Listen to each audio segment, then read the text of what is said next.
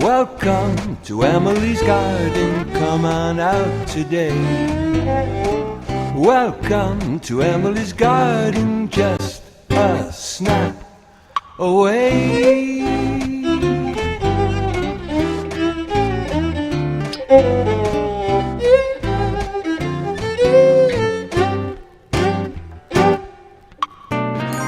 In this place, life is celebrated.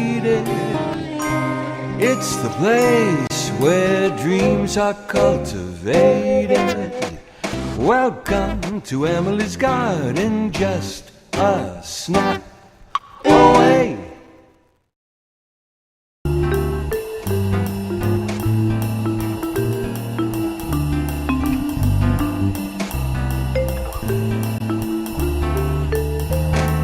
I have a great show planned for you today. I'm in Worcester, and I have found the most wonderful place at the Worcester Historical Museum.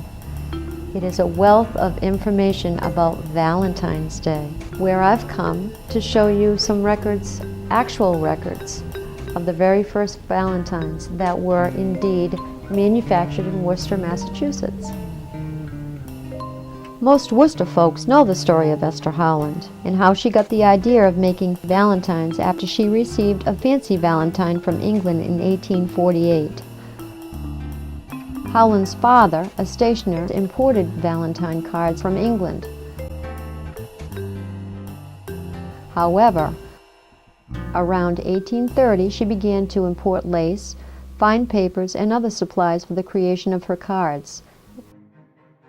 Employing several assistants and her brothers, Esther is credited as one of the first individuals to ever use an assembly line. Howland marketed her Worcester valentines with a distinguishable little red H on the back. The first year in business brought an unexpected $5,000 in sales, a princely sum at that time. Her cards, some of which sold for $50 each, eliminated the laborious task of making homemade valentines. Larger companies followed her lead almost immediately. She was something of a genius, and the accolade Mother of the American Valentine was well deserved. She never married, and some say she never even had a boyfriend. In 1881, because of her father's illness, she sold out to George C.Whitney, a former employee and long-time associate. The Whitney name would appear on greeting cards for nearly a century. His early designs, like Howland's, were lavish creations of lace, stick-on, cupids, birds, flowers, and lovers. Whitney's early valentines so closely resembled those made by Esther Howland, one could not tell them apart if it were not for the Howland H and the Whitney W stamped in red on the backs of most of them. January 15, 1910 was a bad day for the Valentine business. A raging fire destroyed the George C. Whitney Company and wiped out tens of thousands of Valentines due to be shipped out to customers all over the United States. The result, a 15% shortage of Valentines nationwide. The Whitney Company was the largest valentine producer in the world at the time, and according to one estimate, accounted for 3/4 of all the valentines manufactured in the United States. The newspaper reported the fire could hardly have come at a worse time, right in the middle of the rush season, according to General Manager William Cook. The factory had been working overtime for weeks, due partly to a big order from the Woolworth 5 and dime stores for paper boxes. The fire did not do permanent damage to the company, and Mr. Whitney was back in business within months. After World War I, the company switched from hand-assembled cards and valentines to simpler cards printed by machine. It was one of the first companies to promote and capitalize on the exchange of valentines by school children, and it employed freelance writers by the dozens to produce the verses embossed in valentines and greeting cards. You'll find this interesting. The museum also offers, on cassette, oral history of some of the factory workers that were employed at the Whitney Company where they made the cards.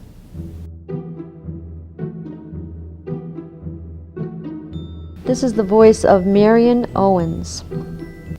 She starts with, "We assembled cards on the 4th floor of the George C. Whitney building. It was a seasonal job. We'd work all summer on Christmas things because they had a business in Christmas, you know. There were a lot of tables there. There must have been 10 or 12 long tables, and there were 5 girls at every table. You more or less worked with the same girls all the time because you got used to their work, and each one done their own, and they just went right along.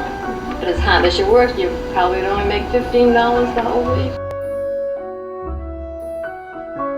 We worked up onto the 4th floor, and it was all windows. It was a regular factory, you know, the big windows. The sun used to come in all afternoon, and there was no air conditioning, no fans, no nothing.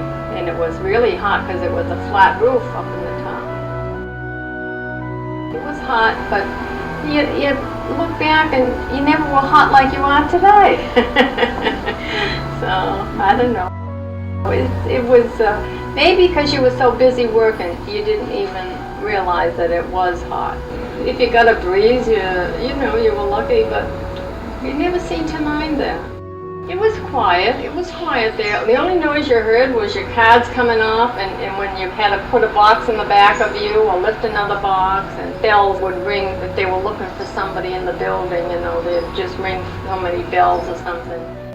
Our supervisor, a woman about 50, was strict and stern. When she said something, you listened. If she caught you laughing or talking or anything, she'd come down and speak to you and say, "None of that." None of that. No, you couldn't talk when you worked, no. We had one, we called her the boss, you know, she was the head one there. We had her, 2 inspectors, and then we had a girl that would hand out the work to you. She'd tell you, you know, you had so many hundred of these to do, and they'd bring you the envelopes. She sat down in the chair and she'd run her fingers off. And showed me what to do, how to cut tags, which were all different sizes, how to put the cards in the envelopes. The face of the cards would show through that little cellophane. You couldn't just throw them in, they had to be put in just so, because the next girl, hers had to go on the other side, and then the seals would go on top. You couldn't let them all bunch up. You had your own section where to put everything. If you were slow and your work piled up, the supervisor would want to know why you weren't working faster. Your training probably was only for a half hour, show you what to do. You know, because she'd sit down and she'd show you this is how it's to be done. You just had to make it work. You had to punch in your time card every morning, before 7, and then you had to punch out at noontime at 12. I didn't go out that often. Once in a while, like on payday, sometimes they'd go up to Worcester or someplace and have something different. We always carried our lunch, you know, going up and down 4 flights of stairs. It was no fun. And then you'd punch in before 1, and then on the way out you'd punch out at 5 going home.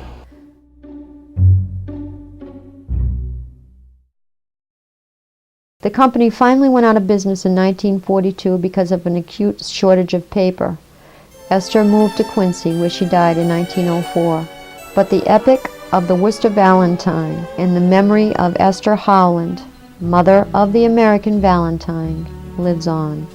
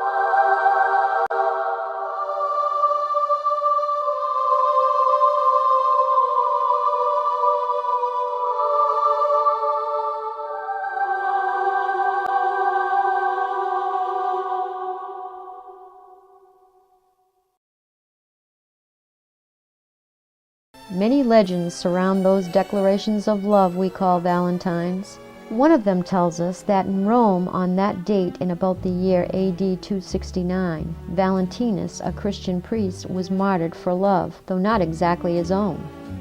The Emperor Claudius II had decreed that Roman soldiers should not marry. A home and family would only distract them from their duty. When Valentinus continued to officiate at marriages of young Romans, Claudius had him thrown into prison. A year later, when the imprisoned Valentinus still refused to agree to obey the law, Claudius ordered him clubbed, stoned, and beheaded. During his confinement, the legend goes, Valentinus restored the sight of his jailer's blind daughter, and on the eve of his execution wrote her a farewell note. And he signed it, "Your Valentine." Several centuries later, the Pope proclaimed February 14th St. Valentine's Day.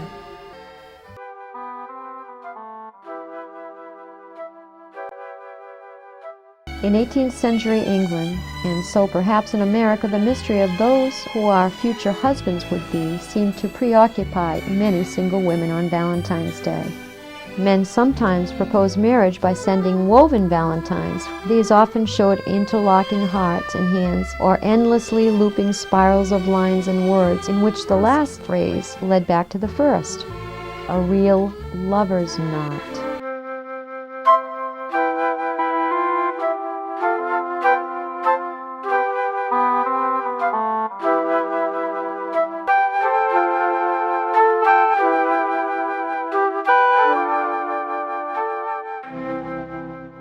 Wearing your heart on your sleeve came from the fact that men drew women's names from a jar to choose their valentine, and then pinned the valentine on their sleeve.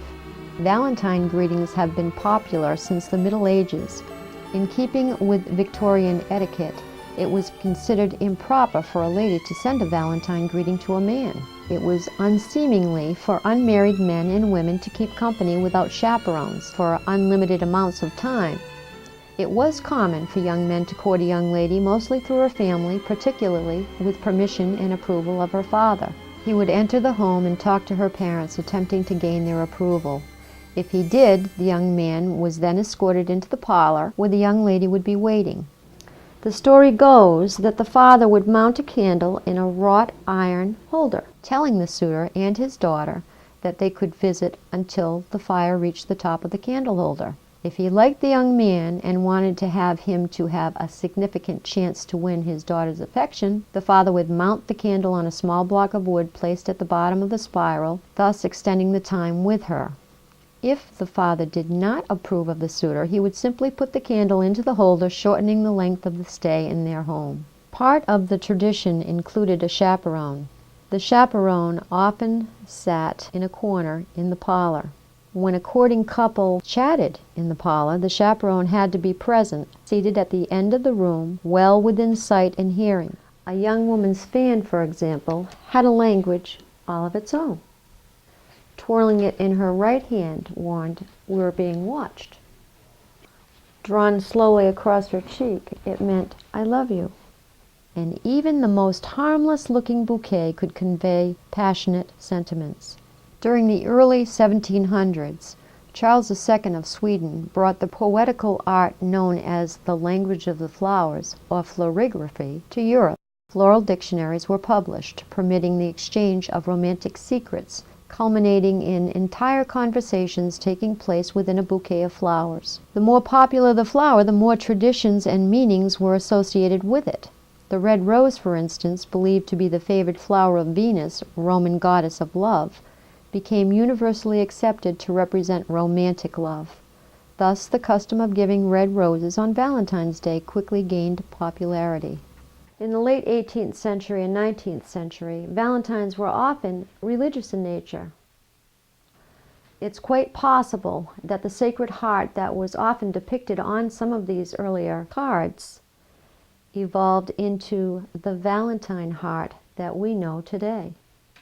And of course, the accompanying angel became Cupid. The early versions of these religious valentines may have been made by nuns who would cut out the paper lace with scissors. The process probably took many days since the cards had every appearance of being machine-made. Valentine cards became even more popular when the Postal Service implemented the penny post. Cards were mailed with a 1-penny postage stamp. During the 19th century, the traditional Valentine was designed for a brief period to assume the form of money, known as love notes. These cards were eventually banned due to their uncanny likeness to authentic currency.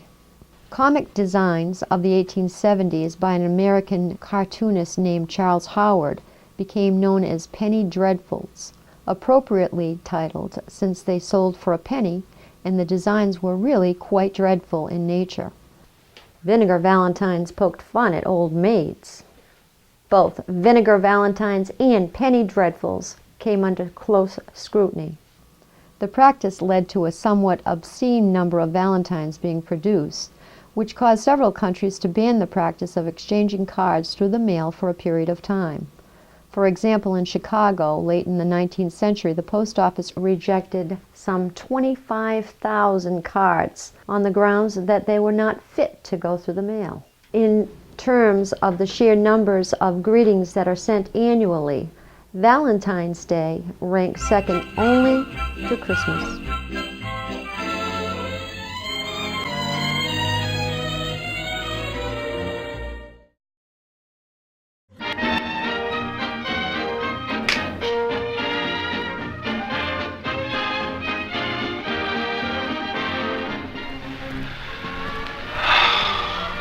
What's the matter? I don't know. I know. What? You're in love. In what? In love. L-U-G-H, love.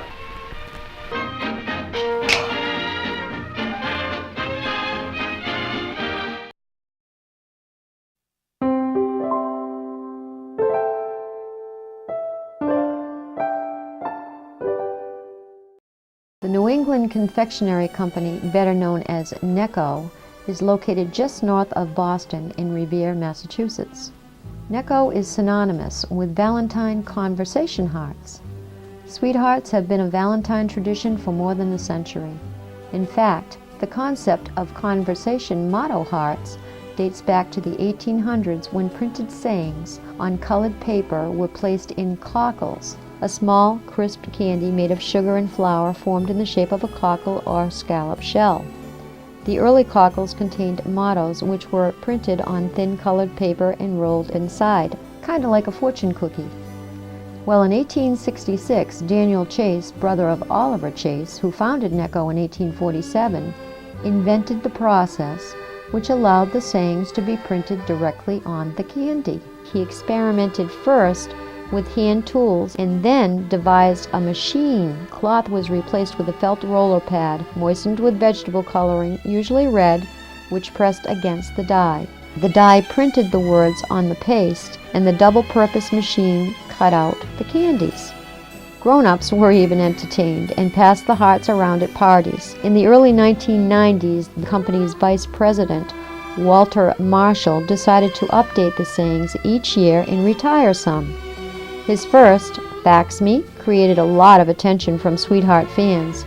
As a result, each year they receive hundreds of suggestions from romantics, candy lovers, and school kids for new sayings. Some of the original phrases that are still included in more than 100 sayings produced are Be Mine, Be Good, Be True, Kiss Me, and Sweet Talk. To meet the demand for its conversation hearts, New England Confectionery Company produces them from late February through mid-January of the following year.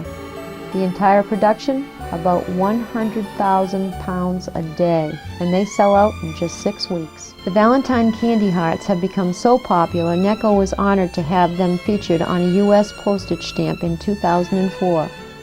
What other Valentine candy has its own stamp, I ask you? People love sweethearts because sweethearts have the best expressions to have how to say, I love you, I care about you, whether it's to your husband, your boyfriend, your sister, your daughter, your best friend. There's always an expression in the sweethearts that has the right way to say it. Conversation hearts have been used in various ingenious ways over the years to propose marriage, to teach children reading, even to decorate cakes. Now, for the first time in its history, the New England Confectionery Company is unveiling a new generation of sweethearts.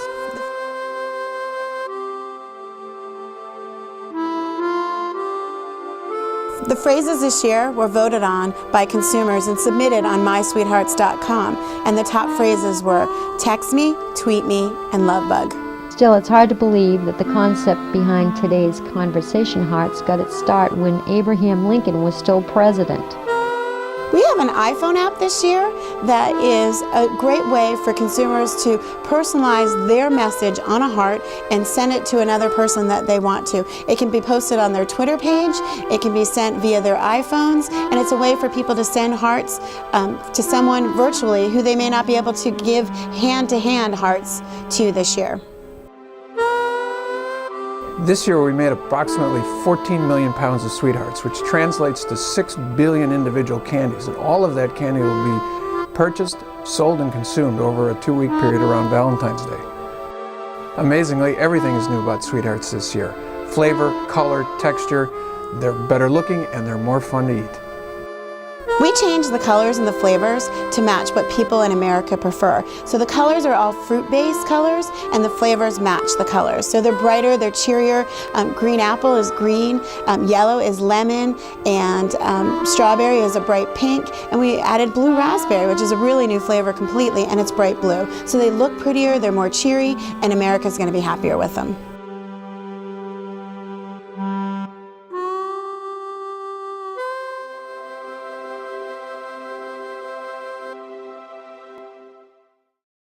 I was inspired by those little sweethearts. I have to show you this. I thought it would be a great idea if we made some decorations to look like little sweethearts. Little wooden hearts have been cut out, printed, hand-printed, that is, with acrylic paints, a very fine paintbrush. You don't have too steady of a hand? All you have to do is pick up some of these decals. You can find them just about anywhere. Emily's Garden, gotta have it. The great thing about these little decorations for Valentine's Day is you'll have these sweethearts forever. That being said and done, we part until we meet again. See you next time, here in Emily's Garden. Happy Valentine's Day.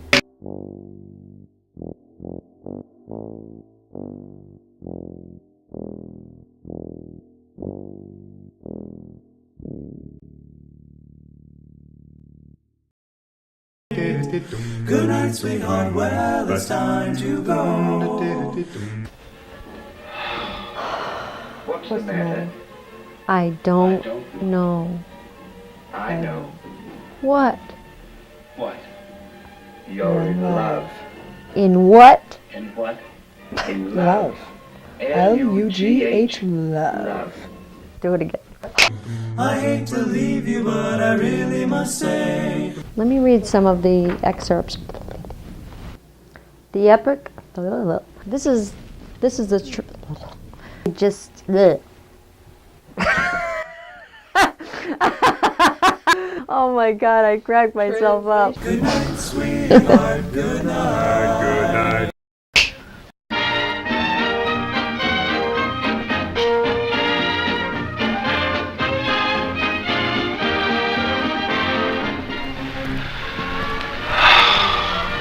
What's the matter? I don't know. I know. What? You're in love.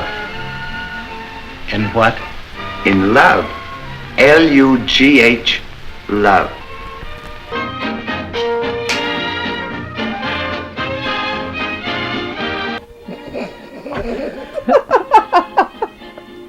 You will have it for years to years. The great thing about these sweethearts is you will have them for years to come.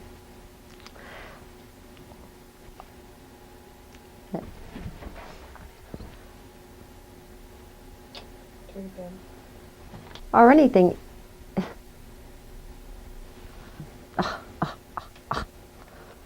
That being said and done, we part until we Good night, sweetheart, well, it's time to go. Good night, sweetheart, well, it's Time to go. All right, forget it. I hate to leave you, but I really must say. That's way too much.